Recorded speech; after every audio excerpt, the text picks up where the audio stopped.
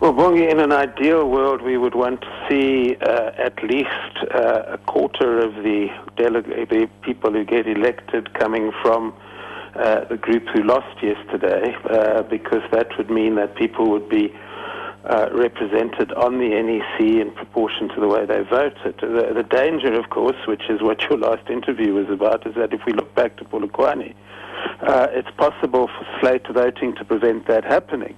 So you can have a situation where a particular grouping within the ANC gets 25% of the vote, which is in effect what happened yesterday, and they get 2 or 3 NEC seats.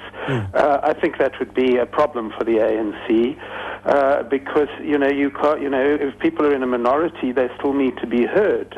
They don't get the majority of the seats. But this practice of freezing out a group because they lost an election has really been a problem for the ANC for the last 5 years, and will be a problem for the next 5 years if that's how the NEC turns out.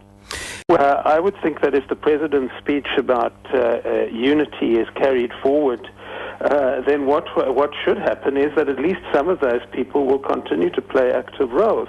One would expect to see some of them in the NEC, and one would expect to see some of them in the cabinet, because the way in which you maintain unity is that losers and minority groups need to be made to feel at home.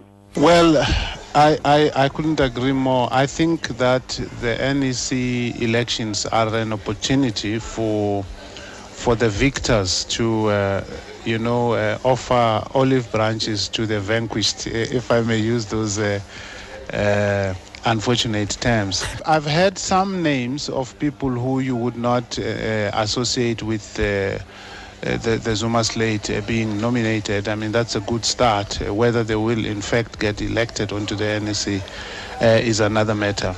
I am afraid that such are the sense of ill feeling, and I'm afraid to say hostility between the two slates.